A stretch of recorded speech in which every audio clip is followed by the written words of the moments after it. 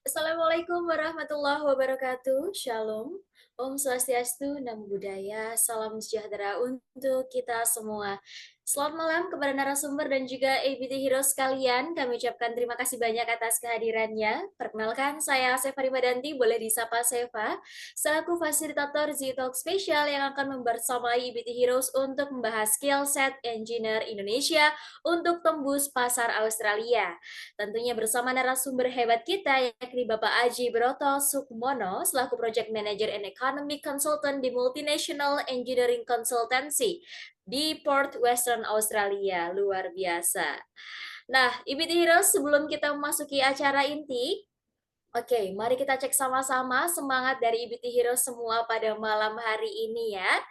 Boleh dituliskan di kolom komentar bagaimana kabar dari teman-teman malam hari ini. Oke, silahkan diramaikan kolom komentarnya. Dituliskan angkanya saja, manakah yang paling mewakili kabar dari teman-teman malam hari ini. Oke, saya tunggu di sini. Saya ingin lihat nih seberapa semangatnya teman-teman atau bagaimana kabarnya begitu ya. Oke, di sini Kak Rizky berapi-api ya Kak ya. Bagaimana dengan teman-teman yang lain? Luar biasa Kak Julianta juga berapi-api. Teman-teman yang lain mungkin ada yang senang atau yang mengantuk mungkin? Oke, luar biasa ya. Mayoritas di sini berapi-api di sini ya, menuliskan angka 1 ya. Oke. Baiklah kalau begitu, semoga nanti setelah masuk ke pematerian bersama narasumber malam hari ini bisa lebih semangat lagi, apinya lebih besar lagi begitu ya. Oke, baik. Terima kasih atas responnya, terima kasih atas antusiasnya teman-teman. Nah, berikutnya saya ingin mengingatkan kepada seluruh EBT Heroes untuk follow seluruh sosial media Zona EBT yang terdiri dari Instagram, Facebook, LinkedIn, dan juga Pinterest. EBT Heroes cukup search aja Zona EBT, maka nanti akan langsung muncul platform kami. Jangan lupa untuk langsung klik tombol follow agar tidak ketinggalan informasi-informasi menarik mengenai energi baru dan juga terbaru yang pastinya akan bermanfaat untuk EBT Heroes sekalian. Oke, EBT Heroes, berikutnya juga kami informasikan bahwa Zona EBT menyediakan sertifikat karbon yang dapat teman-teman beli guna dapat mengimbangi jejak karbon yang dihasilkan setiap hari. Hal ini tentu penting sebagai bentuk kontribusi kita untuk melawan perubahan iklim dan sebagai upaya untuk mendukung proyek-proyek yang membantu pengurangan gas emisi rumah kaca. Bagi teman-teman yang mungkin terlewat untuk membeli sertifikat karbon pada saat registrasi, boleh sekali langsung scan atau pindai kode QR pada layar untuk pembelian. Oke, mari sama-sama kita wujudkan masa depan yang berkelanjutan ya.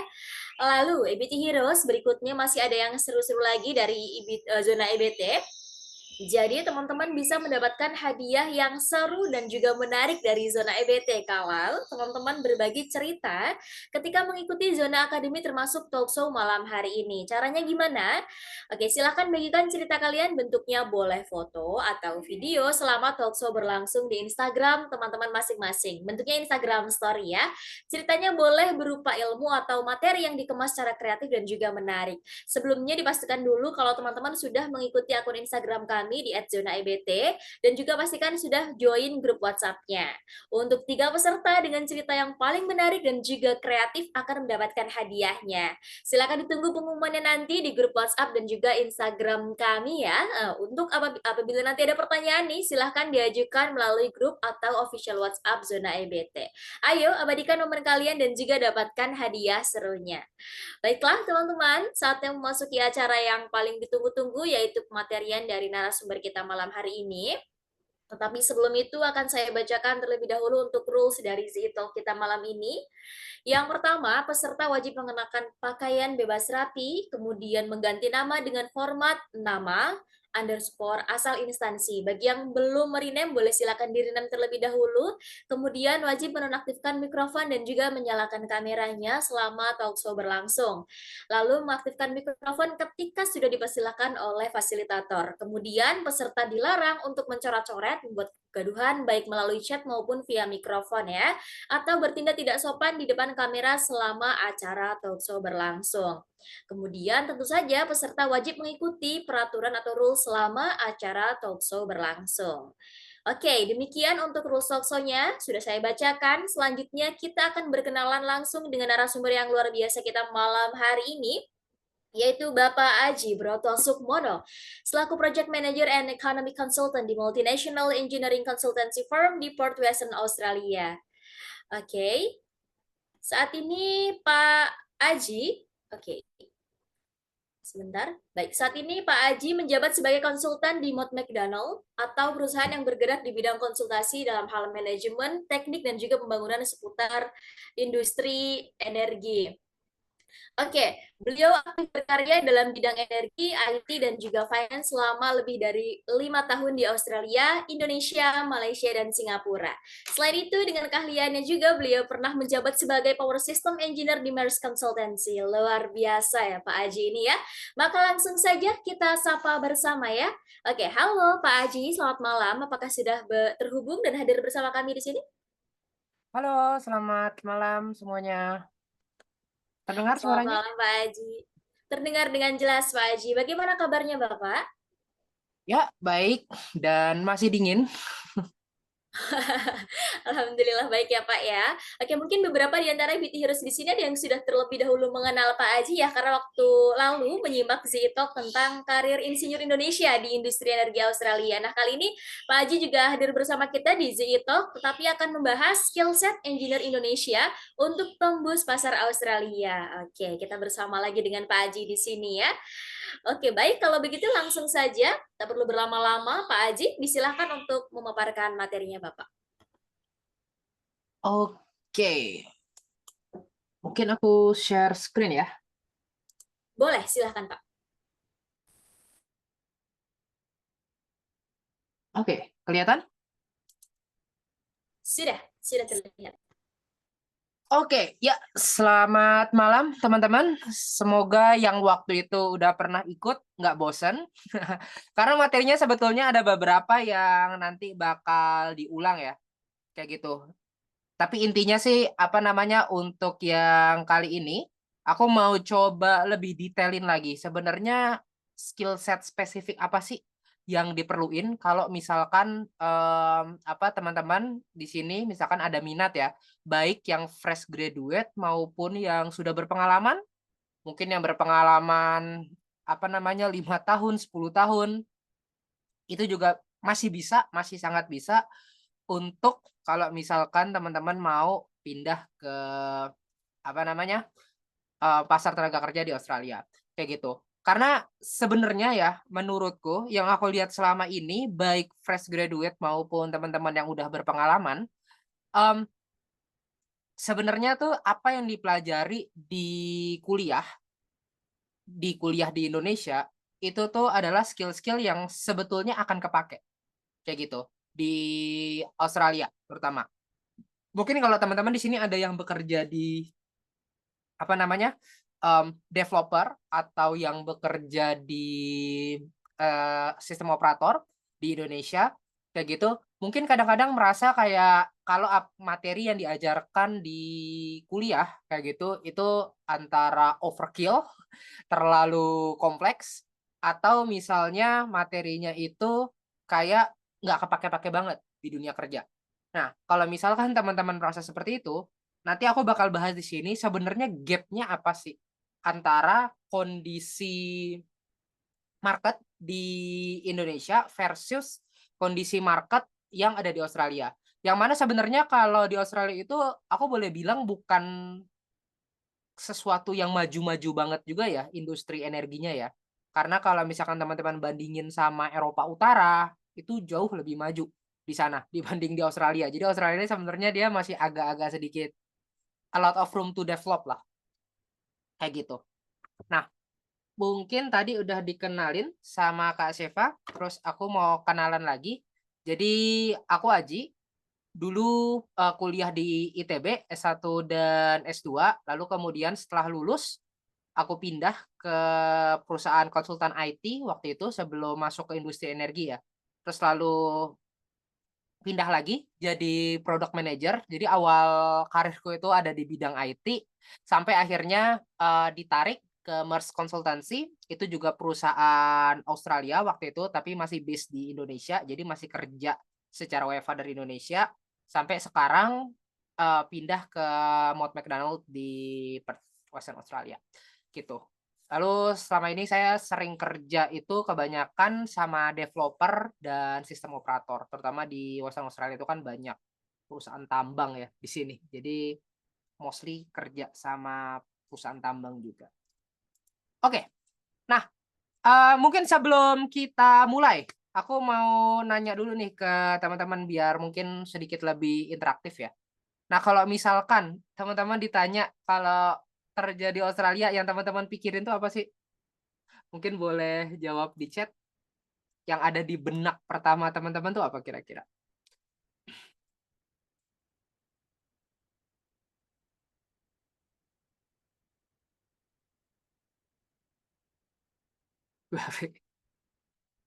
Oke, itu salah satu visa yang paling populer ya memang, PHV itu.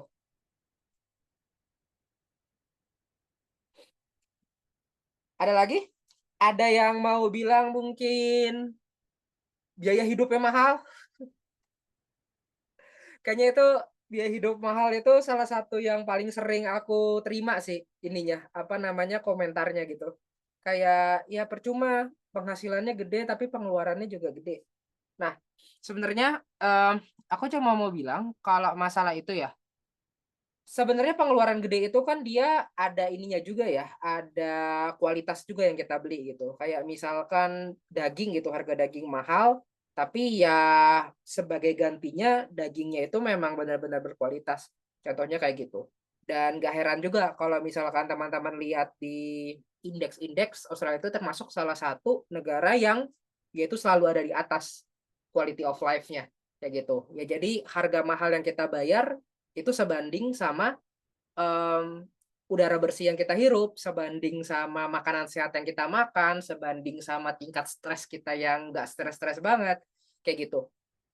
Dan sebenarnya kalau dibanding negara maju lain, Australia juga termasuk salah satu negara yang cukup livable. Dalam artian penghasilannya itu cukup, walaupun misalkan teman-teman menghasilkan UMR gitu ya, itu tetap cukup untuk menghidupi satu keluarga gitu. Jadi UMR-nya itu bukan UMR dihitung kehidupan satu orang, tapi kehidupan satu keluarga. Kayak gitu. Mungkin akan sedikit sulit kalau misalkan teman-teman mau beli rumah, karena harga rumah di Australia memang mahal banget. Tapi kalau misalkan teman-teman tujuannya untuk hidup sehari-hari, ya itu sangat-sangat livable. Nah, tapi di sini yang kita bahas itu kan engineer ya. Ketika kita bahas engineer, ya yang pasti aku belum pernah lihat sih ada teman-temanku engineer gitu dibayar dengan UMR di Australia. Yang pasti yang kita apa namanya targetin ya minimalnya 2 kali UMR kayak gitu. Dan bahkan nanti kalau misalkan teman-teman apply pakai visa khusus, namanya adalah visa temporary skill shortage, itu tuh ada minimum gaji teman-teman. Jadi nggak bisa teman-teman dibayar pakai UMR tuh nggak bisa. Jadi minimal itu teman-teman harus dibayar $73.000. Itu paling minimal setahun. Kayak gitu. Jadi kalau misalkan di bawah $73.000, ya negara nggak akan ngasih visanya kayak gitu. Jadi memang ada batas minimumnya kayak gitu. Nah, jadi kalau misalkan di Australia sendiri ada satu job title ya yang dia itu lumayan paling sering kekurangan tenaga kerja. Jadi bisa udah berminggu-minggu dibuka, udah berbulan-bulan dibuka, tapi masih belum ada yang daftar. Nah, title-nya itu namanya adalah Power System Consultant atau Power System Engineer. Sebenarnya apa namanya nanti ada ininya ya, ada variasi-variasinya, nggak mesti Power System Engineer gitu juga. Nanti kadang-kadang disebut juga Grid Engineer, Connection Engineer, ya macam-macam lah. Tapi intinya mengerjakan hal yang sama, power system juga kayak gitu. Nah ini apa namanya contoh pekerjaan lain ya yang in demand kayak energy consultant, HV electrical engineer, energy trader, protection engineer, electrical drafter, renewable engineer, reliability engineer, substation, control system, instrumentation, commissioning, connection engineer, outage engineer. Connection engineer ini dia sebenarnya sama aja kayak power system engineer, tapi power system engineer di sisi developer.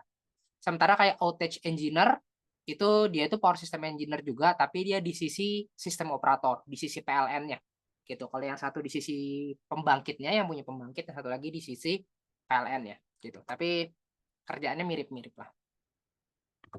Nah, Sebenarnya tadi kan aku bilang di awal ya, kalau misalkan di Indonesia, misalkan teman-teman yang udah berpengalaman kerja beberapa tahun gitu di Indonesia, mungkin merasa kayak apa yang dipelajari di kuliah itu overkill gitu misalkan. Atau apa yang dipelajari di kuliah itu kayaknya nggak kepake-pake banget deh di dunia kerja. Nah, sebenarnya dunia kerjanya yang belum membutuhkan itu, gitu. Bukan berarti ilmunya teman-teman itu nggak berguna. Makanya tadi aku bilang sebenarnya engineer-engineer Indonesia itu semua kompeten, gitu. Semua kompeten. Bahkan yang fresh graduate itu bahkan kalau boleh aku bilang ya, yang fresh graduate itu lebih kompeten daripada yang berpengalaman. Kenapa? Karena mungkin yang fresh graduate itu dia masih nancep apa ilmunya gitu, masih nancep ilmu-ilmu yang tadi dia bilang apa sih namanya, di dunia kerja nggak kepake-pake banget, kayak gitu. Dibanding kalau misalkan berpengalaman dan pengalamannya mungkin udah agak panjang, mungkin udah mulai surut gitu ilmunya. Nah, kenapa? Kenapa ilmu yang tadi misalkan kalau teman-teman di kuliah tuh belajar stability analysis, belajar eigenvalue, atau belajar apa ya, equal area criterion kayak gitu-gitu. Kenapa kok kayaknya di kehidupan sehari-hari di pekerjaan nggak kepake-pake banget. Nah, gap-nya tuh sebenarnya, mmm, nggak semua ada di sini, tapi mungkin ini bisa menjelaskan, gitu. Jadi kalau misalkan, di Indonesia, kita itu kan ekosistem ketenaga listrikannya tuh masih berbasis monopoli, gitu. Jadi kita masih berbasis, ya PLN, semua balik lagi ke PLN, gitu. Yang mana PLN itu adalah sistem operator, sekaligus market operator, sekaligus terkadang developer-nya juga, kayak gitu. Termasuk dia itu adalah NSP-nya, network service service provider-nya atau pemilik transmisinya, juga distributornya, kayak gitu. Tapi kalau misalkan let's say di Australia gitu, itu kadang-kadang kita punya perusahaan yang beda-beda, yang dia itu sebagai market operator, dia sebagai sistem operator, dia sebagai network service provider, dia sebagai distributor, dia sebagai developer, dia sebagai facility operator. Itu bisa beda-beda semuanya. Contohnya nanti aku mau tunjukin, itu di daerah Australia Barat Daya, sorry, Barat Laut. Australia Barat Laut. Di Australia Barat Laut itu ada grid namanya NWIS di sana, Northwest Interconnected System. Yang mana di grid itu bahkan sistem operator sama network service provider itu beda entity. Jadi siapa yang berhak ngatur pembangkit mana yang nyala dan siapa yang punya jaringan transmisi itu adalah dua perusahaan yang berbeda. Jadi yang punya transmisi itu orang lain, yang berhak ngatur apa namanya pembangkit ini nyala, pembangkit ini nyala itu orang lain juga. Yang punya pembangkitnya orang lain juga, gitu. Jadi bener-bener apa namanya ada banyak pemain di situ. Dan juga operationnya itu kalau misalkan di Indonesia mungkin aku nggak tahu kalau sekarang mungkin udah ada perkembangan juga ya. Tapi secara umum kan kita pakai economic dispatch, gitu. Biasanya kita pakai merit order. Oh, pembangkit yang paling murah kita nyalain duluan, baru nanti yang mahal mahal mahal mahal mahal. Mungkin ketika peak, baru kayak diesel gitu dinyalain. Nah, tapi kalau misalkan di Australia, kita itu udah make yang namanya security constraint economic dispatch. Sebenarnya ini salah satu alasan kenapa grid code-nya itu jadi ribet banget nanti. Kalau misalkan kita mau koneksi pembangkit baru, itu jadi ribet banget. Itu karena economic dispatch-nya itu security constraint. Maksudnya apa? Maksudnya bisa jadi di saat dia lagi nggak peak, lagi base load, tapi yang dinyalain malah pembangkit-pembangkit yang mahal. Kayak diesel, gas itu malah dinyalain. Akan ada kalanya seperti itu. Kenapa? Ya mungkin nanti setelah melalui proses perhitungan di dispatch engine-nya dia, oh ternyata kalau kita nyalain let's say batu bara semua, yang terjadi malah sistemnya nggak secure. Kayak gitu. Ketika nanti ada gangguan, sistemnya langsung blackout total. Bisa jadi. Ya, jadi makanya dia bikin decision, oh di detik segini kita harus nyalain pembangkit yang ini. Kayak gitu. Itu ada yang namanya dispatch engine. Dan Itu udah jadi hal yang umum sih biasanya. Kalau misalkan di jurisdiksi energi yang dia itu berbasis market, bukan berbasis monopoli. Kayak gitu. Kemudian, nah tadi ya, grid code-nya itu juga dia sedikit lebih ribet. Ya mungkin kalau di PLN itu juga pasti udah melibatkan RMS IMT ya. Tapi nggak di semua aspek dia melibatkan RMS dan IMT. Sementara kalau misalkan tadi, karena kita pengen benar-benar menjaga security-nya, kita melibatkan RMS IMT itu start from teman-teman ngelakuin visibility study dari pembangkitnya. Jadi sebelum pembangkitnya itu di-connect, kita udah pengen tahu kira-kira nanti apa yang terjadi ketika dia di-connect gitu.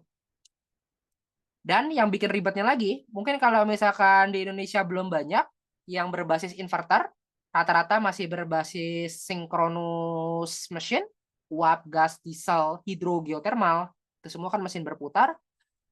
Yang berbasis inverter itu biasanya dia suka aneh-aneh karakteristiknya gitu. Jadi kalau ya PV, wind farm, baterai, karena dia berbasis inverter, jadi nanti kita butuh analisis lebih buat mastiin ketika dia dikoneksi ke grid, itu dia benar-benar secure. Kayak gitu. Nah, nanti yang mau aku bahas di sini, skill set yang hotnya itu apa sih sebenarnya? Nah, skill set yang hotnya itu sebenarnya dari segi penguasaan software. Gitu. Kalau aku lihat kebanyakan, by the way, kayaknya tahun lalu aku pernah ikut interview untuk nge-hire karyawan baru ke perusahaanku yang sekarang dari Indonesia, kayak gitu. Dan hampir semuanya di Indonesia itu mereka skill set utamanya itu etap. Rata-rata hampir semuanya itu skill set utamanya pasti etap, etap, etap, etap. Hampir semua orang bisa, kayak gitu. Padahal di Australia itu etap nggak kepake sama sekali. Mungkin kepake, tapi bukan untuk interkoneksi ke grid-grid besar. Mungkin kepakainya cuma buat yang distribusi atau ya mungkin buat ngelakuin hal lain selain power system karena etap itu kan fungsinya juga banyak ya. Kayak gitu. Tapi secara umum boleh aku bilang nggak kepake. Kayak gitu. Yang lebih kepake itu adalah Power Factory, PSSI, dan PSCAD. Mungkin Power Factory sering juga dipelajarin di universitas-universitas di Indonesia, tapi kayaknya PSSI, PSCAD ini dua yang jarang. Kayak gitu. Padahal ini yang dipakai gitu. Alasannya simpel. Software ini lebih powerful dibanding etap. Etap kenapa banyak dipakai? Karena murah. Kayak teman-teman bayar 8 juta, itu udah dapat fungsionalitas yang hampir mirip kayak Power Factory. Sementara Power Factory itu harganya puluhan juta. Kayak gitu, lisensinya. Jadi, apa namanya, alasannya itu, murah. Makanya banyak orang yang pakai etap. Tapi kalau dibilang powerful, nggak se-powerful itu sebetulnya. Nah, sebelum kita masuk buat ngebahas tentang skill-skill yang hot nih, aku mau ngasih konteks dulu ke teman-teman. Jadi nanti kalau misalkan aku langsung pakai istilah, itu paham gitu. Jadi kalau di Australia sendiri itu kita punya satu, dua, tiga. Sebenarnya ada tiga ya, tiga jurisdiksi energi utama yang benar-benar punya sistem operator yang independen. Itu yang satu itu namanya ini National Electricity Market. Ini yang paling gede, yaitu ngecakup satu, dua, tiga, 4, 5, 6. 6 negara bagian. Queensland, South Australia, Victoria, New South Wales, Tasmania, sama Australian Capital Territory. Gitu. Dia ngecakup hampir semua sebagian besar negara bagian di Australia. Nah, dua lagi itu adalah ini, namanya adalah Southwest Interconnected System. Ini yang ada di Australia Barat. Australia Barat bagian bawah ya, barat daya. Sama satu lagi itu adalah NWIS, Northwest Interconnected System. Itu yang ada di Australia Barat Laut gitu. Jadi yang NWIS dan Swiss ini dua-duanya ada di Australia Barat. Tapi yang bedanya yang ini di utara, ini di selatan. Kayak gitu. Sama nanti ada beberapa minor grid. Sebenarnya NWIS ini udah bukan minor grid lagi kalau sekarang, ini udah lumayan gede. Tapi yang benar-benar minor grid itu ada DEKIS, Darwin Catherine Electricity System. Ini di Northern Territory, di Darwin ya. Sama ada Mount Isa. Mount Isa ini dia ada di Queensland gitu. Jadi Yang 3 ini nih sebenarnya kebanyakan dia itu buat ngelayanin pertambangan gitu, yang 3 ini. Gitu. Sementara ini melayani ibu kotanya Australia Barat, Perth, sama ada beberapa tambang juga sih, banyak pertambangan di sini. Kalau yang ini dia melayani kota-kota besar juga, termasuk Melbourne, Sydney, Canberra, Adelaide, Brisbane itu ada di sini semua. Gitu. Oke, ini konteks. Jadi nanti next ketika aku lanjut udah langsung ketahuan gitu. Kayak oh istilah itu udah dijelasin tadi di awal. Oke. Nah, ini skill set yang hot yang pertama itu adalah Power Factory. Tapi bukan Power Factory biasa. Jadi kalau misalkan teman-teman load flow gitu doang, sorry to say, bukan itu doang yang kita mau. Kayak gitu. Jadi untuk Power Factory ini, kita maunya teman-teman itu bisa load flow, contingency, RMS, protection, dan arc flash sama harmony. Gitu. Jadi kalau misalkan teman-teman buka tabnya ini nih, tabnya si Power Factory, ini kan ada apa fitur-fiturnya ya. Ini nggak usah semuanya sih teman-teman bisa.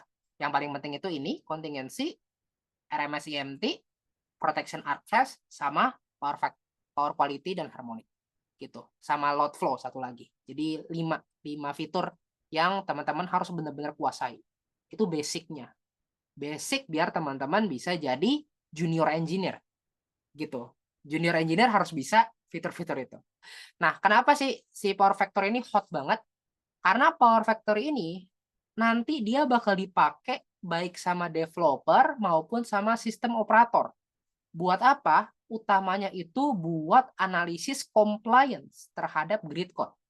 Jadi sebelum, tadi kan aku bilang sebelum si pembangkit baru ini dia connect ke grid, kita tuh pengen bener-bener tahu kira-kira nanti karakteristiknya dia bakal kayak gimana. Kira-kira apa yang bakal terjadi ke dalam gridnya gitu ketika si pembangkit baru ini di-connect. Nah, buat nganalisis itu ya kita pakai Power Factory. Kita ngelakuin ribuan analisis gitu ya, kita ngelakuin ribuan bahkan mungkin sampai ratusan ribu jutaan simulasi buat ngetahuin kayak oh ini berhak nih connect ke grid. Kenapa? Karena misalkan dia comply sama semua klausul yang ada di grid code. Kayak gitu.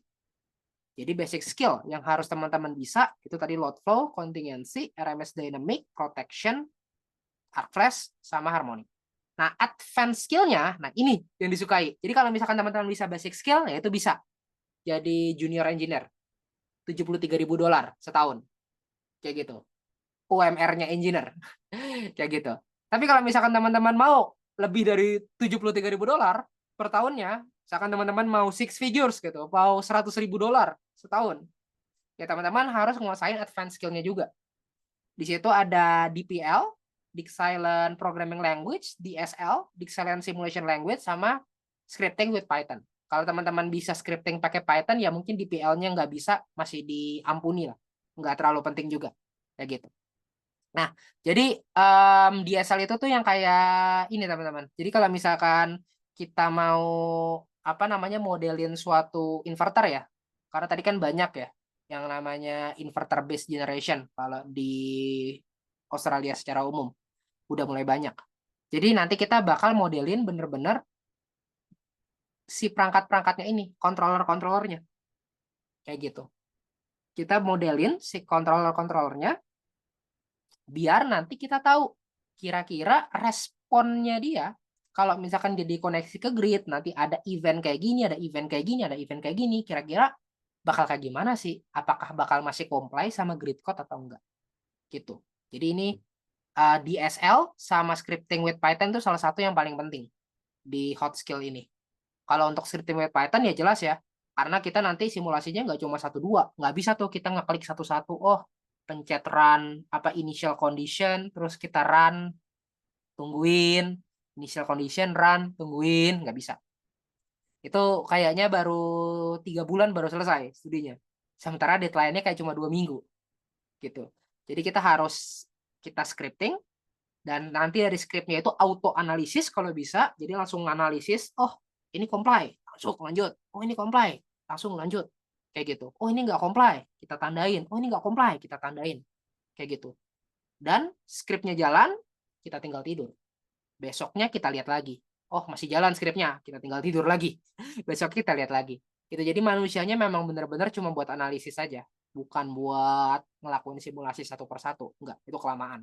Karena simulasi yang kita lakuin tuh ribuan, bahkan ratusan ribu. Untuk satu facility, untuk satu pembangkit. Gimana kalau misalkan ada ribuan pembangkit? Ya banyak.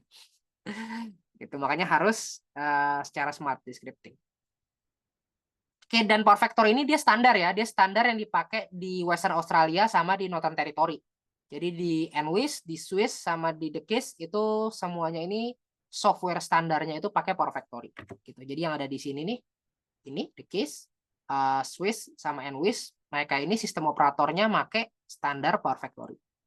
Sementara nanti hot skill yang kedua, ini kalau teman-teman mau kerjanya di Brisbane, di Melbourne, di Sydney, di Adelaide, yang di Sydney itu mahal banget. Itu teman-teman bukan pakai Power Factory kalau di sana, tapi makainya PSSI.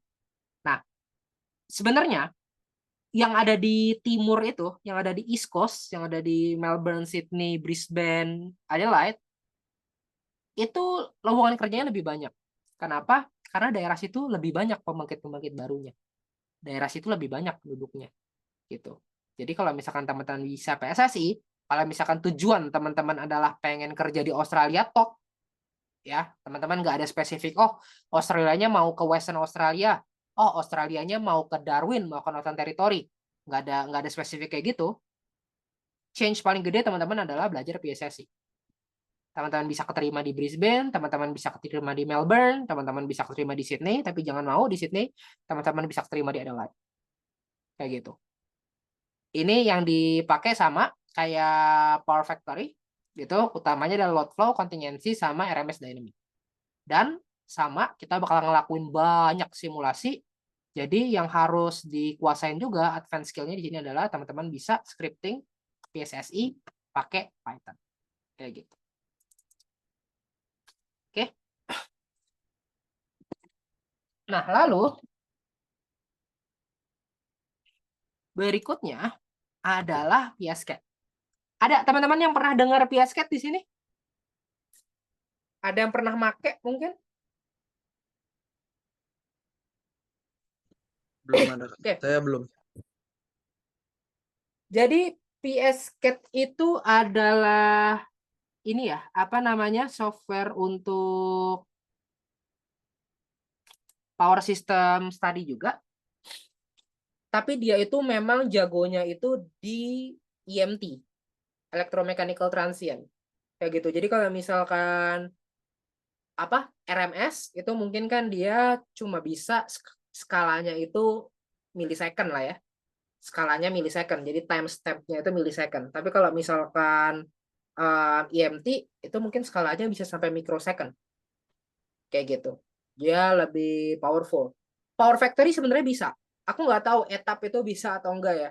Tapi Power Factory setahu gue memang bisa. Tapi Power Factory itu nggak sepowerful PSCAD untuk ngelakuin electromechanical transient.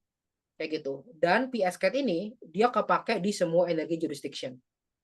Di NEM, di Swiss, di NWIS, di The Keys itu semua kepake. Gitu. Jadi kalau misalkan teman-teman mau ningkatin change teman-teman itu setinggi mungkin, belajar PSCAD. Apalagi kalau misalkan campuran Power Factory plus PSCAD, PSSI plus PSCAD, itu teman-teman langsung lah $100.000 setahun dapat lah. Kayak gitu. Ya. Tapi memang kalau PSCAD ini dia itu nggak selamanya apa namanya dibutuhin juga sih, tergantung ininya ya, tergantung jenis pembangkitnya nanti. Kayak gitu. Tapi ya secara umum ini masih bakal kepake terus. Kayak gitu. Oke.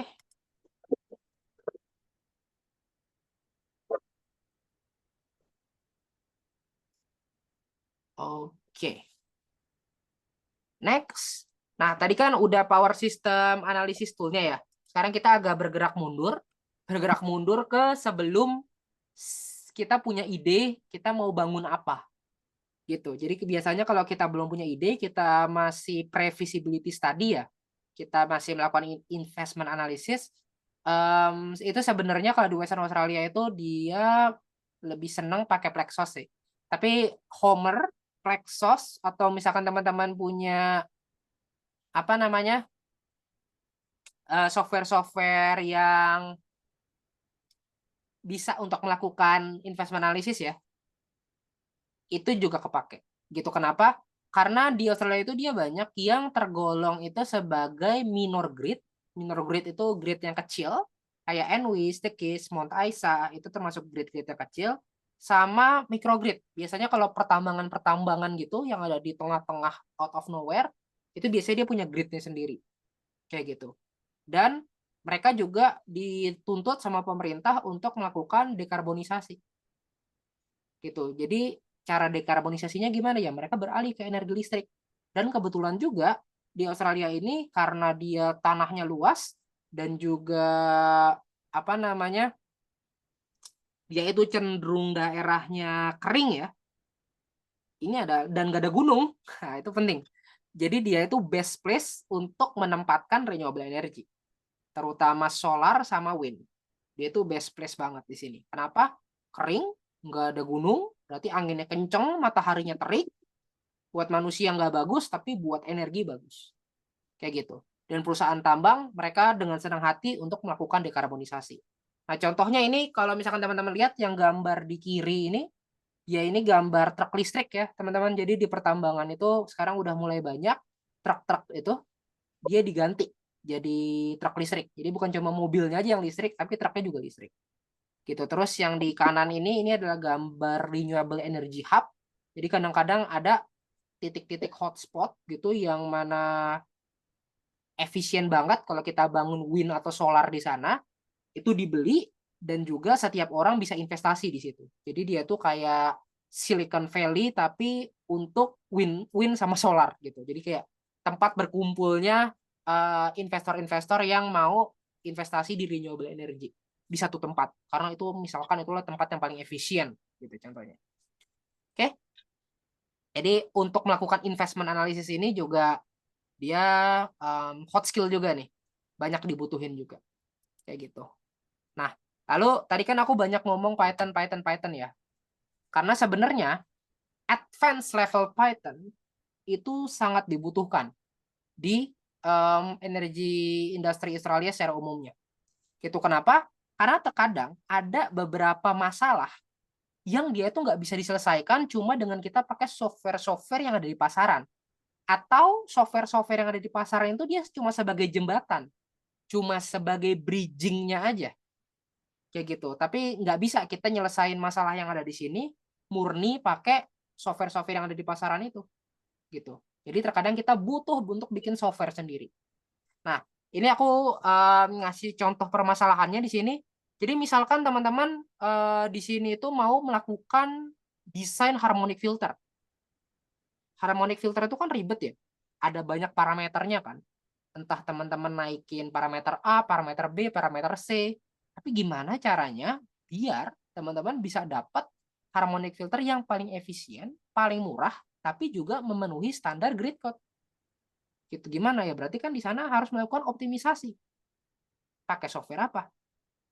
Adakah di pasaran software yang bisa melakukan itu? Power Factory. Oke, Power Factory bisa melakukan harmonic analysis. Tapi Power Factory nggak bisa melakukan harmonic filter optimization. Jadi yang harus kita lakuin apa? Kita bikin softwarenya buat melakukan optimisasi pakai Python. Nanti kita hubungkan ke Power Factory.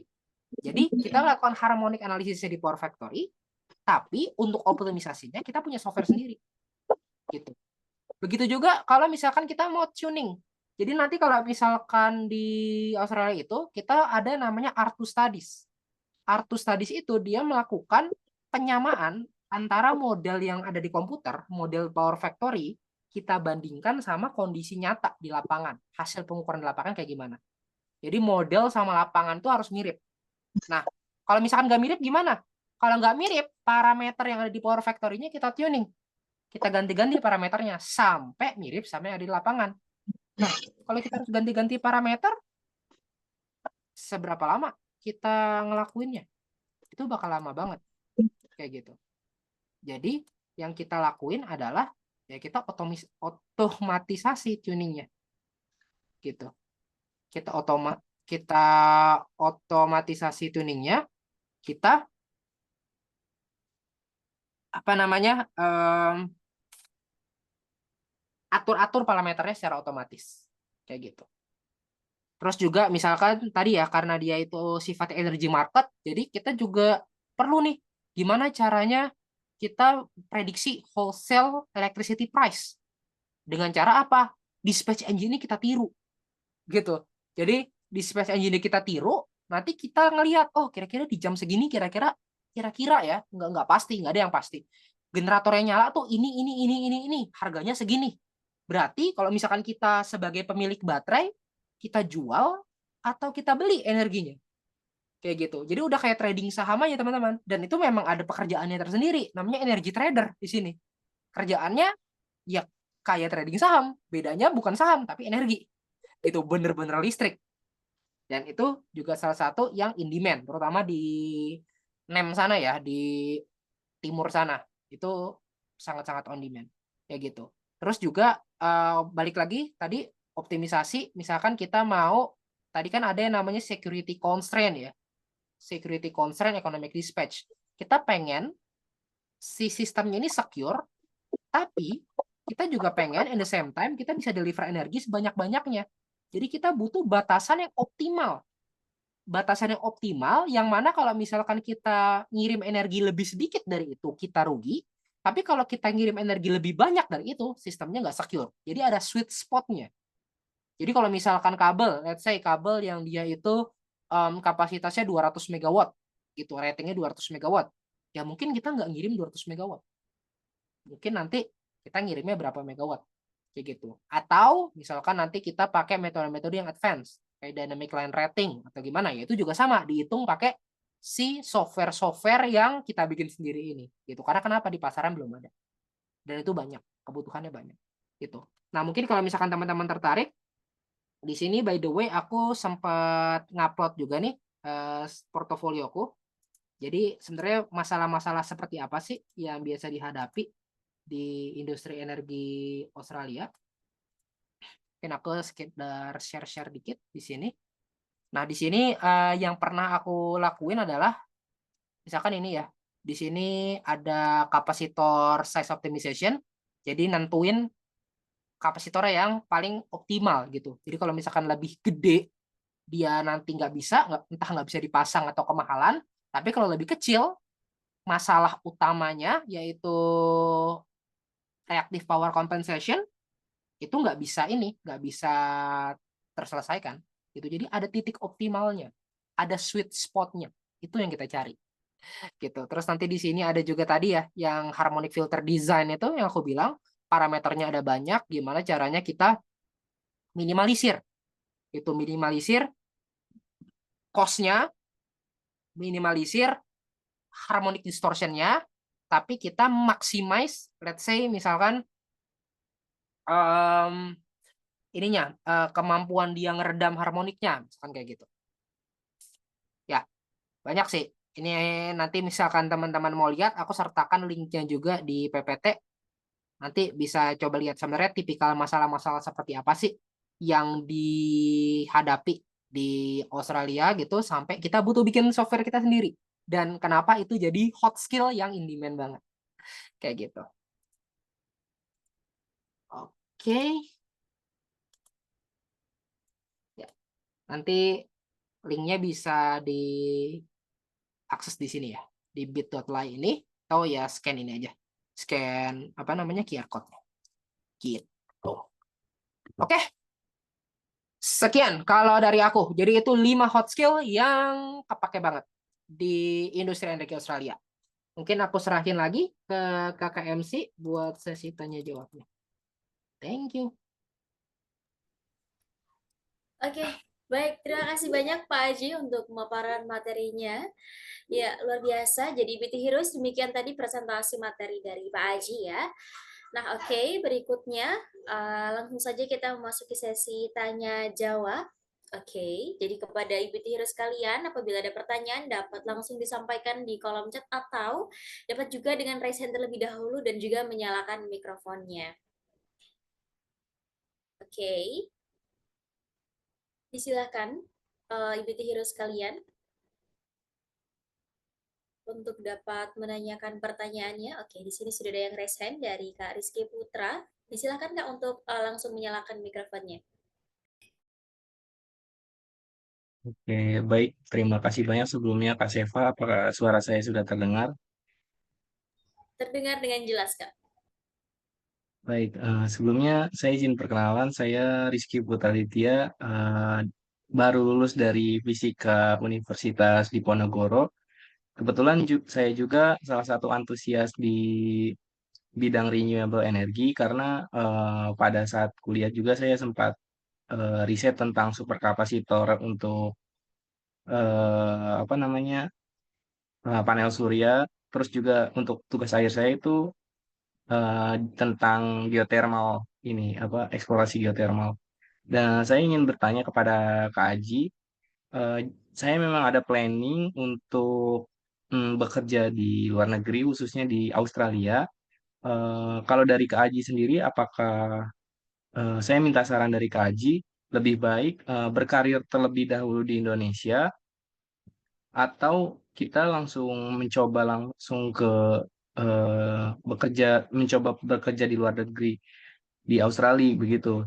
Tapi yang saya bingungkan itu bagaimana caranya kalau kita misal mau langsung berkarir di Australia karena kan setahu saya itu selama ini yang visa yang hanya saya ketahui itu hanyalah visa WHV saja gitu Kak. Karena eh, visa-visa lain saya masih belum mengetahui bagaimana ininya apa namanya prosesnya itu bagaimana, apakah kita harus punya pengalaman dahulu, kemudian baru nanti perusahaan bisa ngasih sponsor kepada kita.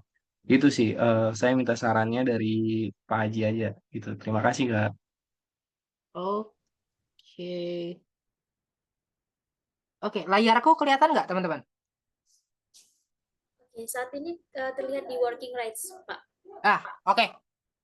Nah, jadi sebenarnya kalau untuk engineer ya, kalau yang aku saranin tergantung teman-teman. Kalau misalkan teman-teman apply WHV, memang kelebihannya adalah WHV itu bisa di-apply sendiri.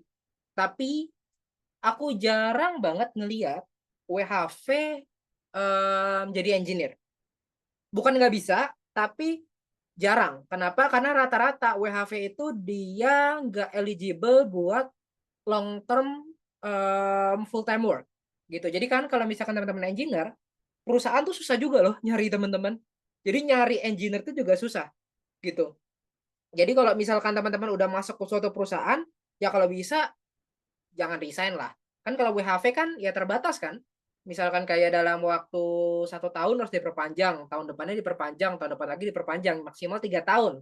Setelah 3 tahun ya tergantung bisa dapat sponsor apa enggak, kayak gitu. Jadi ya perusahaan juga agak-agak sedikit ragu kayak gitu. Kalau misalkan nge-hire orang WHV, bukannya nggak bisa ya, tapi sedikit ragu.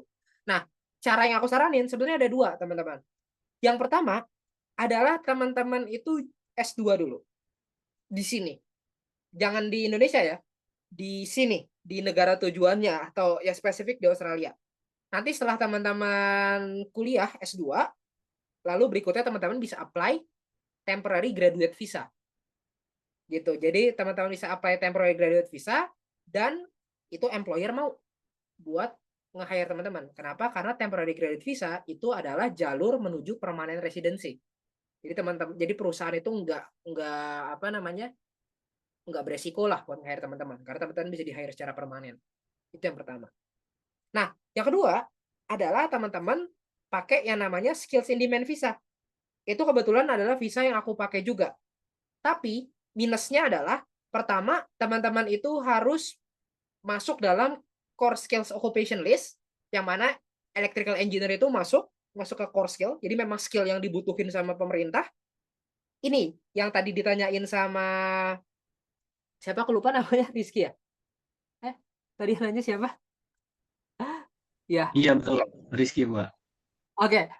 Yang ditanyain sama Rizky tadi, apakah dari graduate lalu langsung kerja di Australia atau kerja di Indonesia dulu? Sayang sekali kalau misalkan skills in demand nggak bisa kalau teman-teman fresh graduate. Jadi minimal harus ada pengalaman kerja 1 tahun di bidang yang sama.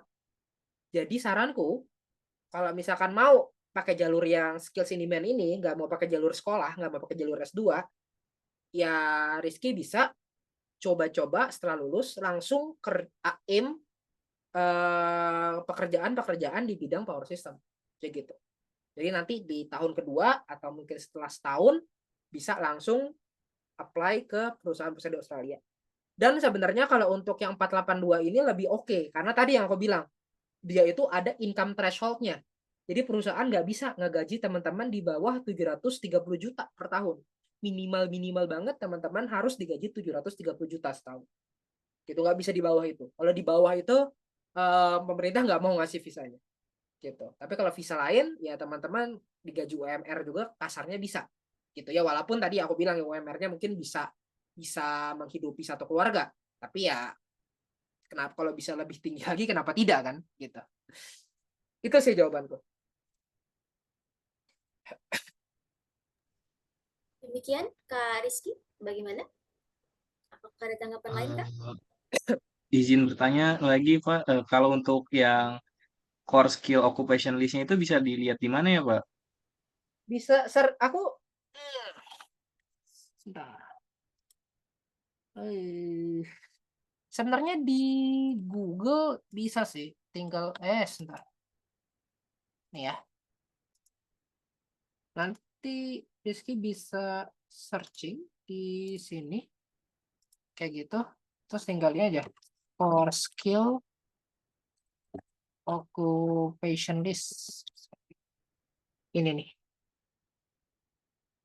Banyak di sini sih. Gitu. Dan ini ya. Nih, engineer termasuk nih, electrical engineer. Oh, langsung nih. Electrical engineer. Nanti kita masuknya ke sini.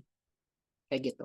Jadi kalau pekerjaan-pekerjaan yang memang dibutuhkan ya itu pasti ada lah di sini. Nggak mungkin nggak ada. Kayak gitu. Mungkin yang nggak ada pekerjaan-pekerjaan yang mungkin sifatnya lebih kayak liberal arts ya. Yang sosiologi kayak gitu mungkin nggak ada di sini. Tapi kalau yang engineer itu hampir segala jenis engineer ada sih. Gitu. Oh iya. Oke, Baik, jawab. terima kasih banyak Pak Aji. Yuk, Oke, sama-sama. baik. Terima kasih juga untuk Kak Rizky atas pertanyaannya dan juga Pak Haji untuk jawabannya. Berikutnya ada pertanyaan nih Pak Haji di kolom chat dari 3 orang. Untuk pertanyaan pertama dari Kak Radin. Apakah perusahaan-perusahaan yang membutuhkan hot skills yang disebutkan tadi bersedia memberikan sponsorship visa kepada calon employee? Jika iya, adakah tips untuk mendapatkan change sponsorship visa, Pak Haji? Demikian pertanyaannya. Oh, sangat mau. Mereka itu ini apa namanya sangat willing untuk ngasih sponsorship itu sangat willing. Kenapa? Karena mereka susah juga nyari karyawan lokal di Australia. Penduduk kita dikit, cuma 25 juta orang. Dan itu pun 25 juta nggak semua kan jadi engineer kan. Nggak mungkin semua orang kerja jadi engineer gitu kan, tetap ada orang-orang yang butuh jadi dokter, tetap aja orang-orang yang butuh jadi pegawai restoran kayak gitu. Itu tetap dibutuhin gitu. Jadi ya mereka willing. Asal ketika mereka disponsorin itu uangnya nggak sedikit gitu. Karena mereka harus bayar ke pemerintah juga, mereka juga harus ngedatangin teman-teman, bayarin tiket pesawatnya, bayarin akomodasi untuk berapa bulan pertama kayak gitu. Itu kan bukan duitnya sedikit. Jadi mereka dan juga prosesnya nggak sebentar. Jadi nggak bisa hari ini mereka bilang oke kamu diterima, besoknya teman-teman langsung di sini kan nggak bisa, masih harus nunggu 3 bulan gitu buat proses visa. Jadi karena waktu dan uang yang nggak sebentar dan sedikit, ya mereka mau oke sponsor nggak ada masalah, tapi harus bener-bener jago ya. Jangan tiba-tiba ke sini nggak bisa apa-apa. Itu yang mereka nggak mau. Tapi kalau sponsor itu aku nggak pernah melihat masalah sih. Asalkan orang yang bener-bener jago itu nggak ada masalah. Gitu. Karena memang Australia itu sangat terbuka dengan imigran. Gitu. Sangat mau. Oke, baik. Terima kasih atas jawabannya, Pak Aji. Demikian, Kak Radin Raihanda. Apakah ada tanggapan lain atau sudah cukup?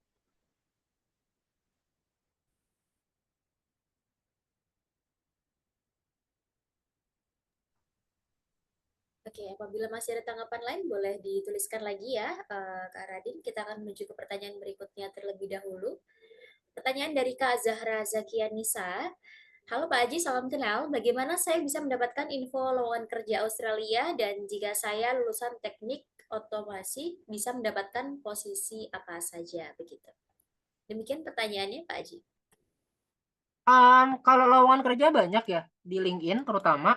Tapi kalau untuk apa namanya posisi apa aja, jujur aku nggak tahu karena itu bukan bidang keahlianku juga automation itu. Tapi ya mungkin nanti bisa lihat di skill occupation list, core skill occupation list, yang mana pasti ada segala jenis engineering itu pasti ada di situ. Tinggal ya nanti mungkin disesuaikan kata kuncinya aja sih. Jujur aku nggak tahu sama sekali spesifik untuk teknik otomasi ya. Tapi kalau misalkan Zahra nanyanya tentang teknik elektro, ya nanti aku bisa jawab secara detail. Elektronya elektro apa nih? Oh, elektro arus kuat. Arus kuatnya arus kuat apa? Apakah lebih ke arah protection, lebih ke arah power system, lebih ke arah system operation? Itu kan beda-beda semua nanti. Aku bisa jawab secara spesifik. Oh, jagonya di protection. Oh, berarti jangan jadi power system engineer, tapi jadi HV electrical engineer atau jadi protection engineer. Oh, jagonya di control system. Oh, berarti jadi control system engineer gitu. Jangan jadi power system engineer, nggak semua itu harus power system engineer gitu. Tapi kalau selain teknik elektro mungkin aku belum bisa jawab sih. Oke, baik. Terima kasih atas jawabannya Pak Aji. Demikian Kak Zahra. Apakah ada tanggapan Kak Zahra? Oke.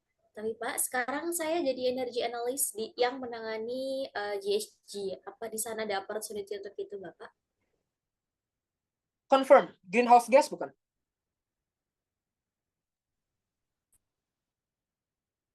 Greenhouse gas, GHG? Ya. Banyak sih sebetulnya. Banyak. Tapi mungkin balik lagi ya untuk spesifiknya berarti kalau kayak gitu bukan dari kuliahnya walaupun memang yang paling powerful itu kalau kuliah dan pengalaman kerjanya sama sih gitu. Kalau aku jujur kuliahnya sama, pengalaman kerja hampir sama, tapi kalau bisa teman-teman punya keunikan sendiri gitu juga sih. Jadi kalau aku kebetulan waktu itu kenapa di-hire ke sini karena aku selain punya keahlian di bidang power system juga punya keahlian di bidang finance waktu itu. Jadi sangat dibutuhin buat nyari bukan cuma solusi yang dia technically efficient, tapi juga yang cost efficient kayak gitu. Dan itu namanya techno-economic analysis dan itu kebetulan di sini sangat-sangat kepake gitu. Tapi kalau ditanya opportunity sih ada, tapi spesifiknya balik lagi aku mungkin belum tahu ya kayak gitu. Oke. Baik, terima kasih Pak Aji untuk jawabannya. Demikian Kak Zahra. Apakah ada tanggapan lain Kak atau sudah cukup? Oke, baik. Ya, oke. Oke. Ya, Pak Husni, mohon tunggu sebentar ya Pak ya. Kita akan menjawab pertanyaan dari yang lebih awal dahulu. Oke, jadi di sini karena Pak atau Kak Fahri di sini sudah bertanya, jadi saya izin membacakan pertanyaannya dulu ya Pak Husni ya. Oke, jadi di sini Kak Fahri menanyakan apakah ada sumber belajar secara spesifik untuk memperdalam skill-skill yang tadi sudah disebutkan, terutama pada PSS RE dan Advanced Level Python, Pak Aji. PSSI, R-nya itu register. Itu trademark. Jujur, ini salah satu yang paling susah dijawab. Karena kalau aku selama ini learning by doing demi apapun. Jadi aku banyak salahnya, aku banyak mencari-cari sumber yang tidak relevan di internet, kayak gitu dan banyak coba-cobanya. Tapi kalau nggak salah dari zona EBT mau ngelakuin itu juga ya, apa namanya? Makanya diain course untuk ini yang apa skill set tadi ya. Ya, tapi kalau dari internet sih menurutku kalau untuk Python basic itu banyak di internet. Tapi kalau Python spesial untuk yang tadi aku sebutin itu jujur aku belajar dari trial and error sih. Karena di internet itu memang sangat-sangat sedikit ininya sumber belajarnya.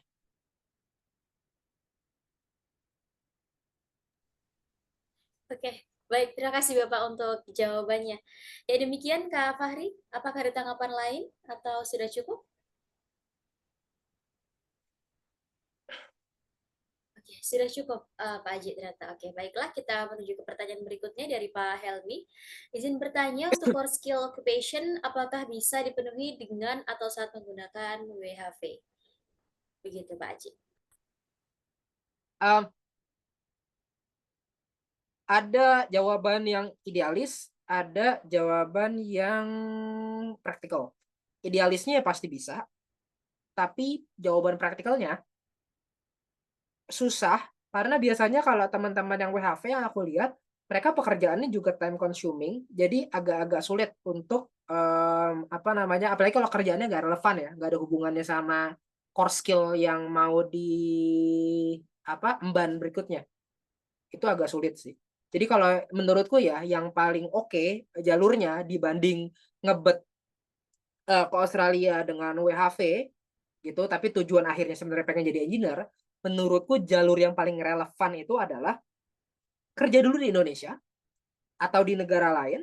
Di Indonesia nggak apa-apa, tapi di pertama perusahaan yang mungkin multinasional, perusahaan multinasional, dan kedua memang relevan sama occupation yang nanti mau diambil di Australia. Jadi kalau misalkan power system, ya mungkin boleh kerja di developer atau kerja di PLN, let's say, kayak gitu.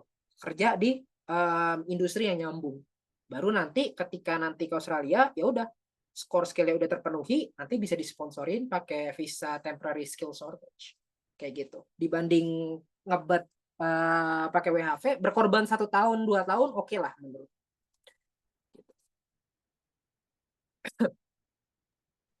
Oke, baik. Terima kasih Pak Haji untuk jawabannya. Oke, demikian Pak Helmi. Oke, ternyata sudah cukup. Ya, oke.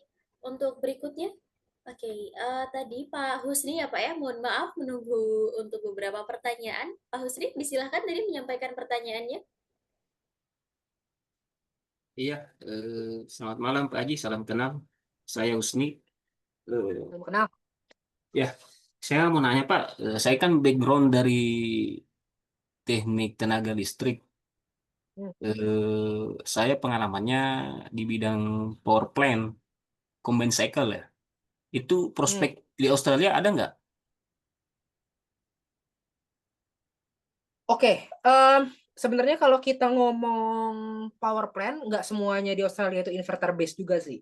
Terutama di daerah Pilbara, di Australia Barat Laut tadi ya, di Enwis itu dia masih banyak yang apa namanya tipe pembangkitnya itu pembangkit yang berbasis gas kayak gitu, termasuk OCGT sama CCGT juga, open cycle sama combined cycle Iya. kayak gitu. Nah, jadi kalau dibilang prospeknya ada apa enggak, jawabannya ada, cuma decreasing gitu aja. Maksudnya mereka mulai beralih ke inverter base, baik dia wind, solar maupun baterai, tapi ya bukan berarti ditinggalin begitu aja si apa namanya synchronous machine gitu. Ada tapi menipis gitu aja sih. Berarti sekarang transisi menuju ke renewable semua ya? Hampir, tapi kan balik lagi butuh waktu yang panjang kan, nggak mungkin kayak hari ini pemerintah bilang oke, kalian harus dekarbonisasi gitu, terus tahun depan tiba-tiba semuanya dekarbonisasi gitu. Biar gimana pun ada yang baru beli CCGT tahun lalu, ya masa langsung di decommissioning kan nggak mungkin kayak Oh, gitu. iya. Jadi ya apa namanya peluangnya tetap ada, tapi sebenarnya kan kalau bedanya inverter base sama synchronous generator itu kan ada yang sama ada yang beda ya. Mungkin bedanya itu kalau misalkan di inverter itu dia itu lebih ringkih lah kalau boleh dibilang. Jadi dia itu lebih lebih sensitif sama banyak hal.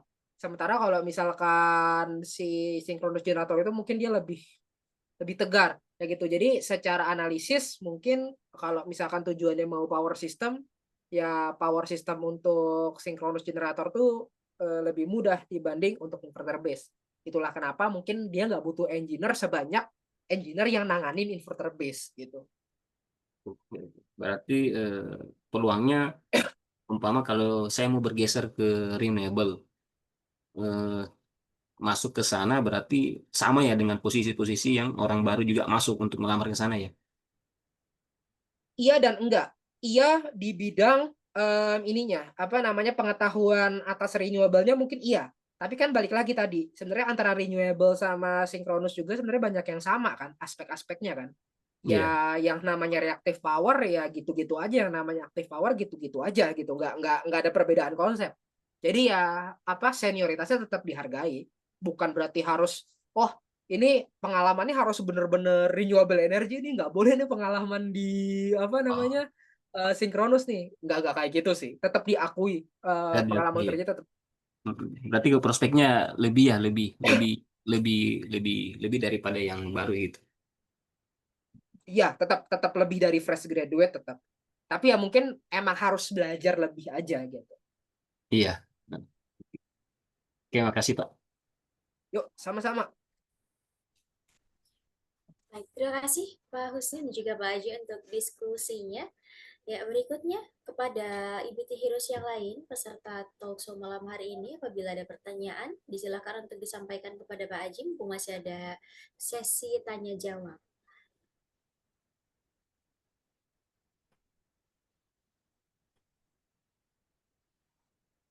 Boleh disampaikan di kolom chat, diketikkan atau disampaikan secara langsung. Bisa disampaikan secara langsung, nanti bisa diskusi secara langsung juga, jadi seperti mau ngobrol dengan Pak Aji. Disilakan teman-teman, Bapak Ibu.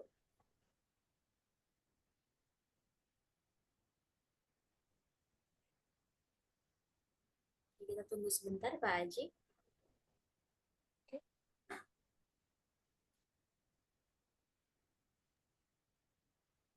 Izin bisa tambah pertanyaan lagi Pak. Boleh, Silakan boleh silakan. Pak Husni, Itu silakan. gini Pak, itu kulturnya di sana gimana ya? Kultur kerjanya, budaya kerjanya. Hmm,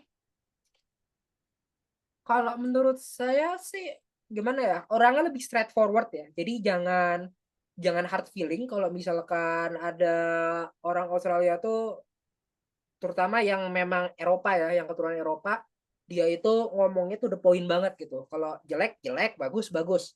Gitu. Bahkan menurutku ada temanku yang dari Amerika gitu. Jadi kalau di Amerika itu budayanya itu masih mirip-mirip kayak Indonesia. Jadi kalau ngomong tuh ada basa-basinya dulu kayak gitu. Tapi kalau orang Hmm. Australia itu rata-rata enggak, langsung to the point.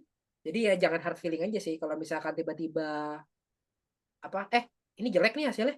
Ya itu langsung ngomong depan muka kayak begitu. Ya kalau emang Hmm. jelek ya dibilang jelek kayak gitu. Tapi mereka plusnya adalah mereka itu lebih menghargai waktu sih. Jadi dalam artian kalau misalkan hari Minggu atau setelah jam kerja itu hampir nggak pernah diganggu sama sekali. Kecuali memang bener-bener urgent baru diganggu. Tapi kalau misalkan bisnis as usual hampir nggak pernah sama sekali sih. Kayak gitu. Dan juga kerja ya udah dari jam 9 sampai jam 6 sore gitu. Ya udah jam 6 sore pulang-pulang, semua orang pulang gitu. Lebih Lima work hari life kerja balance. juga ya? 5 hari kerja juga 5 ya hari Pak? kerja 40 jam sama. Oh sama ya berarti. Terus ada juga libur tahunannya ya, cuti tahunan gitu. Ya, kalau cuti tahunan lebih banyak dari Indonesia, 20 hari dalam 1 tahun, tapi cuti nasionalnya dikit. Jadi kalau misalkan digabung antara cuti tahunan sama cuti nasional, ya tetap lebih banyak di Indonesia. Oh tempat di Indonesia ya. Berarti sedikit tanggal merahnya di sana. Iya, karena yang libur itu kan kalau libur keagamaan kan cuma agama Kristen doang yang libur. Kalau misalkan kayak Idul Fitri, Idul Adha, atau misalkan Nyepi, atau Waisak, gitu-gitu kan nggak ada libur. Oh tetap masuk berarti ya. Kalau mau sholat id apa? Ya bisa, nggak ada masalah. Kan sholat id kan paling sampai jam 9 pagi kan, nggak ada masalah. Oh iya iya. Bisa izin. Tapi ya maksudnya nggak 2 kali, kalau di Indonesia kan 2 hari mudik. Tapi kan akan selalu bisa apply buat cuti juga sih, cuti tahunan kan, pakai cuti tahunan jadinya. Itu cutinya bisa diambil setelah setahun atau per bulan? Pro rata. Oh Jadi pro rata. setahun dapat 20. Tapi kalau misalkan baru kerja 6 bulan ya berarti dapatnya 10. Itu benar-benar setiap hari kita kerja itu nambah-nambahnya dalam bentuk jam, bukan dalam bentuk 1 hari gitu enggak. Tapi jamnya Oh, nambah-nambah. Nambah sejam, sejam, sejam, sejam. sampai 8 jam berarti sehari. 16 jam 2 hari kayak gitu. Terus Pro rata kalau selalu. masalah salary itu dia harus buka rekening sana atau kita pakai rekening di negara sendiri, Rekening sini dong. negara sendiri ya? Enggak, di Australia dong. Oh, Australia. Berarti dolar Kan Australia, Pak. nanti kalau iya kan kalau pajak gitu-gitu kan harus diurus pakai rekening bank juga. Nggak bisa tiba-tiba kita pakai BRI buat ngurusin pajak sini guys. Itu biaya hidup di sana gimana, Pak? Pajak apa semua tinggi ya? Gini, makanan lebih mahal. Makanan harganya lebih mahal 2 kali lipat. Bahan makanan. Tapi gajinya naik 4 kali lipat. Untung nggak? Iya, iya. Jadi kalau misalkan di Indonesia mungkin kita makan di restoran gitu, harganya 50.000, ya mungkin di sini 100.000. Tapi ya di Indonesia mungkin itu harus dicapai dengan 2 jam kerja, di sini mungkin kayak cuma 30 menit kerja. Jadi Hmm. ya secara apa jam kerja yang kita keluarin untuk menghasilkan itu ya jauh lebih ini sih menurutku jauh lebih worth it ya gitu. Dan juga itu kan untuk makanan dan kehidupan yang kalau aku istilahnya itu adalah consumables, sesuatu yang kita konsumsi tiap hari, kita konsumsi habis itu memang lebih mahal, termasuk pasta gigi, sampo, sabun itu lebih mahal semuanya. Tapi untuk non consumables, misalkan beli handphone, beli barang-barang elektronik, beli mobil, ya itu bahkan lebih murah gitu, sama aja atau lebih murah. Jadi kayak 2 bulan kerja beli mobil itu sesuatu yang biasa. Bahkan jangankan engineer ya, tapi kayak teman-teman yang WHV kasarnya apa digaji dengan UMR sekalipun, itu 2-3 bulan udah bisa mereka beli mobil. Karena harganya sama Iya. aja, bahkan lebih murah mobil di sini. Karena nggak ada Iya. pajak impor kan. PPH gimana, Pak, PPH-nya? Ada nggak? Gede, 30% lah. Wah, tinggi juga 30% dari salary ya, Pak. Nah, tapi pendidikan gratis, sekolah itu pendidikan ya. Pendidikan gratis, kesehatan gratis, transportasi umumnya murah, terus juga apa namanya nanti di akhir tahun teman-teman tuh dapat cashback pajak. Jadi mungkin kalau misalkan di sini ada teman-teman yang kerja di pemerintahan, kalau biasanya kita tuh ada KPI-nya pemerintah itu penyerapan anggaran, di Australia itu nggak ada namanya penyerapan anggaran. Jadi kalau misalkan ada anggaran sisa, dibajetin misalkan 1 miliar dolar, terus ternyata cuma kepake 800 miliar dolar, si 200 miliar dolarnya itu dibalikin dalam bentuk tax return kayak gitu. Jadi ya walaupun pajaknya gede itu kayak ya udah ini buat jadi budget negara dulu. Nanti kalau misalkan negaranya nggak make semuanya ada sisa ya dibalikin lagi gitu. Jadi Iya. ya fair enough sih kalau menurutku. Ini di sana rata-rata perusahaannya dia menanggung PPH-nya atau masuk di gajinya itu full, include. Biasanya biasanya sama kayak di Indonesia sih. Kita dikasihnya dalam bentuk gaji gross. Misalkan 100.000 dolar ya udah itu gross 100.000 dolar. Nanti dipotong 30%, enggak langsung 30% gitu ya, tetap progresif ya. Misal Hmm, biar gampang 30%, berarti nanti masuk ke kita 70.000 dolar gitu. $70. Oke. Ya, ya. Kasih, Pak. Yap, sama-sama. Terima kasih Pak Husni dan juga Pak Aji untuk diskusinya. Nah Pak Aji, berikutnya ada pertanyaan di chat Zoom dari Kak Aya. Boleh sharing pengalamannya Kak? Dulu pengalaman Kakak berapa lama? Mulai dari apply perusahaan di Australia, rekrutmen proses, urus visa, sampai akhirnya sampai Australia dan mulai bekerja. Oke, demikian pertanyaan dari Kak Riana, Pak Aji. Em, Sebetulnya kalau aku waktu itu tuh sempet daftar ada kali ya 100 perusahaan gitu, dan aku memang waktu itu nargetinnya nggak ada satupun aku mau daftar di perusahaan Indonesia, karena waktu itu setelah yang dari BCA itu aku mau punya tekad kayak oke, next step-nya adalah ke perusahaan di luar negeri gitu, bukan di perusahaan lokal gitu, karena ya udah kalau misalkan udah menurutku ya waktu itu pemikiranku waktu itu udah di BCA udah the best lah, kayak apa perusahaan lokal yang lebih bagus dari BCA gitu nggak ada gitu, pemikiranku dulu kayak gitu. Jadi ya apa namanya saat itu aku memang daftar semuanya itu di perusahaan luar, ada yang di Singapura, ada yang di Australia, ada yang di Norwegia juga, ada yang di Uni Emirat, ada yang di Qatar, macam-macam. Terus beberapa nyantol, beberapa sampai tahap interview, dan yang sampai tahap offering tuh cuma 3 waktu itu. Satu ini yang di Australia 2, sama yang di Inggris 1. Yang di Inggris aku nggak ambil karena gajinya kecil, orangnya galak. Serius ya, interview galak banget, kayak kalau kerja sama orang kayak gini ogah lah, kayak gitu, nggak friendly. Gajinya kecil, orangnya galak, dan juga Inggris. Inggris itu kayak udah decline lah sekarang, kayak gitu. Jadi ya udah, ketika ditawarin sama Australia tinggal pilih 2 kan, antara di Perth atau di Brisbane waktu itu. Nah, aku ngeliatnya kalau di Perth, satu, standar kehidupannya di Perth itu secara living cost lebih murah. Jadi Perth itu ya mungkin kalau misalkan Melbourne itu 3 kali lipatnya Jakarta, Perth itu cuma 2 kali lipat Jakarta lah. Itu di sini kayak ya kalau teman-teman mau hemat-hemat banget 10 juta per bulan tuh banyak kosan. 10 juta per bulan. Mungkin di Melbourne tuh 10 juta per bulan tuh kayak kandang ayam kali. Kecil banget. Di Sydney apalagi, lebih parah lagi. Kayak gitu. Jadi ya yaudah, oke, di Perth, dan juga di Perth ini karena di sini banyak temen juga, jadi lebih familiar lah sama lingkungannya gitu. Dan prosesnya itu berapa lama? Kalau benar-benar dari apply pertama kali, itu mungkin bisa setahun kali ya, setahun lebih gitu. Tapi kalau misalkan dari offering sampai menginjakkan kaki di Australia, itu mungkin sekitar 4 bulan gitu. Jadi ngurus visanya memang lama gitu, 3-4 bulan lah. 1 bulan tuh buat ngisi ngelengkapin dokumen-dokumen. Jadi nanti teman-teman bakal ada medical check up, bakal ada surat kepolisian kayak gitu gitu. Bener-bener dokumennya banyak yang harus dilengkapi sampai semua disubmit. Udah selesai disubmit dan dapat visanya itu sekitar 3 bulan. Dan setelah 3 bulan itu ya udah punya visa kan, bisa langsung ke sini. Deket, cuma 4 jam naik pesawat. Pesawatnya juga banyak ya direct. Itu Oke, sih. baik. Terima kasih atas jawabannya, Pak Aji. Demikian, Kak Aya. Apakah ada tanggapan lain atau sudah cukup untuk pertanyaannya dan juga jawaban dari Pak Aji?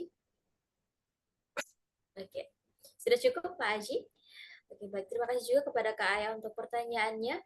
Ya, Ibu Tihira sekalian, untuk sesi tanya jawab masih ada sekitar 4 menit ke depan. Jadi apabila masih ada pertanyaan, disilakan untuk disampaikan pertanyaannya melalui kolom chat atau disampaikan secara langsung begitu.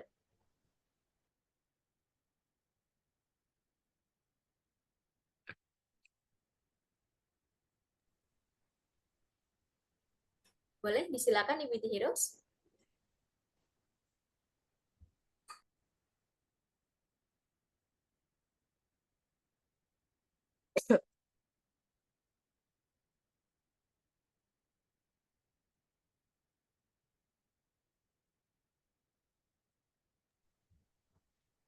Oke.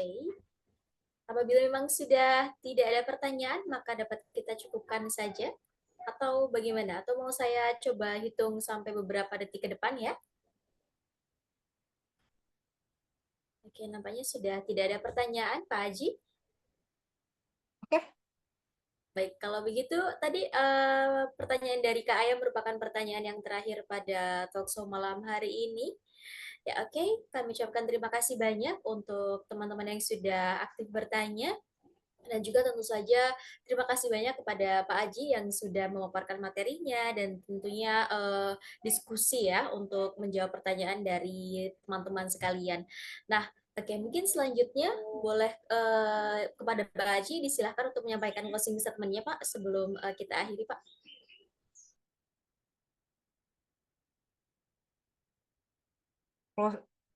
Closing statement-nya? Betul, betul Pak. Aduh, ini nggak ada di briefing nih. Ya kalau misalkan teman-teman mau, ya menurutku ini salah satu pathway kalau misalkan teman-teman adalah seorang engineer apapun itu bidangnya, ini salah satu pathway yang paling ini sih, yang paling dekat gitu ya. Kalau misalkan teman-teman mau upgrade kehidupan atau ya sesimpel pengen kerja di luar negeri aja gitu. Karena untuk saat ini sih Australia tuh memang lagi krisis kependudukan, krisis tenaga kerja dan jangankan tenaga kerja yang skilled ya. Bahkan yang unskilled sekalipun itu juga tinggal sedikit gitu. Jadi nggak terlalu banyak memang orang yang ada di sini buat ngelayanin semua orang gitu. Jadi di saat mungkin ada negara yang yang kebanyakan tenaga kerja, ya saatnya lah menyumbang tenaga kerja ke negara yang kekurangan tenaga kerja. Nggak cuma Australia doang, kayak Jepang, Korea Selatan itu juga udah mulai kekurangan tenaga kerja gitu. Jadi kalau teman-teman merasa di negeri sendiri susah cari kerja, di negara lain ada yang siap menampung teman-teman asalkan tadi skill-nya cocok gitu. Baik, terima kasih Pak Haji untuk closing statement-nya.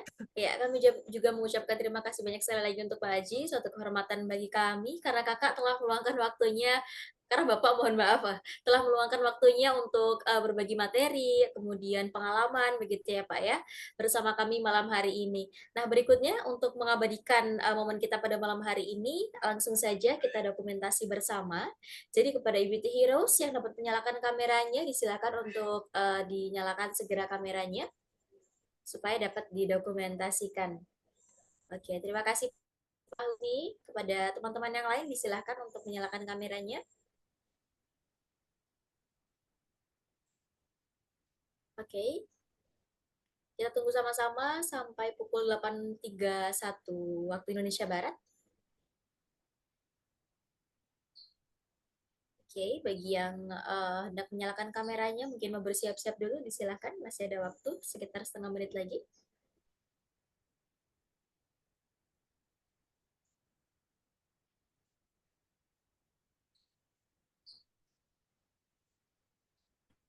Oke. Apakah ada yang masih mau menyalakan kameranya, teman-teman? IBT Hero sekalian, disilahkan. Masih ada waktu hingga 8.31.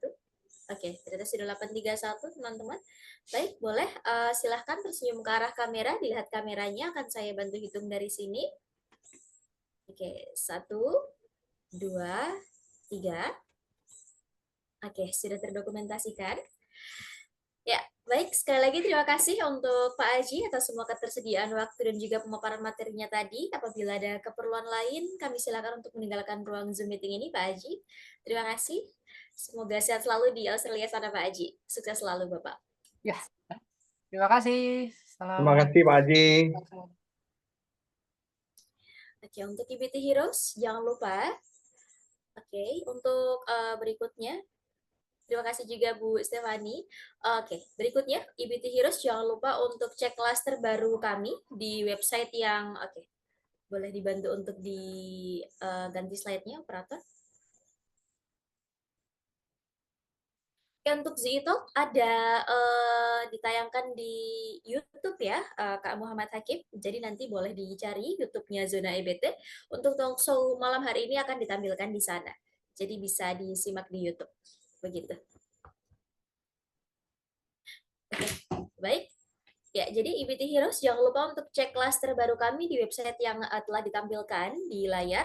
Boleh dipindai QR-nya supaya dapat langsung mengakses link-nya. Jadi dengan mengakses link tersebut nanti IBT Heroes dapat memperoleh berbagai informasi seputar Z Academy, meliputi bootcamp, mini kelas dan juga pro kelas. Nah, dengan mengikuti kelas-kelas kami, IBT Heroes dapat berkesempatan langsung untuk mengikuti pelatihan yang meliputi tanya jawab, diskusi langsung dengan para ahli di bidang energi dan energi baru dan juga terbarukan. Sehingga nantinya akan mendapatkan pengalaman. Adapun selain itu, jangan lupa untuk berbagi keseruan Zitalk malam hari ini seperti yang sudah saya sampaikan sebelumnya di Instagram story teman-teman masing-masing. Sekali lagi, karena nantinya post yang paling menarik akan mendapatkan hadiah spesial dari Zona EBT. Dan juga, IBT Heroes disilakan untuk mengisi link presensi dan juga evaluasi yang telah dibagikan di grup, di full link ya, demi peningkatan performa kami ke depannya. Dengan demikian, berakhirlah sudah Zitalk yang berjudul Skillset Engineer Indonesia untuk tembus pasar Tembus Pasar Australia bersama Bapak Aji Broto Sukmono yang diselenggarakan oleh Zona EBT. Kami ucapkan terima kasih kepada seluruh EBT Heroes yang telah mengikuti acara malam hari ini dari awal tadi hingga akhir saat ini. Kami juga mengucapkan mohon maaf tulus-tulusnya apabila ada hal yang kurang berkenan di hati EBT Heroes sekalian. Akhir kata, saya Mas selaku fasilitator pamit undur diri. Wassalamualaikum warahmatullahi wabarakatuh. Shalom. Om Santi, Santi, Santi Om, dan salam kebajikan. Sampai jumpa di kesempatan berikutnya. Selamat malam dan selamat Makasih. beristirahat. Terima kasih teman-teman. Terima kasih BT Heroes. Makasih Bu, permisi.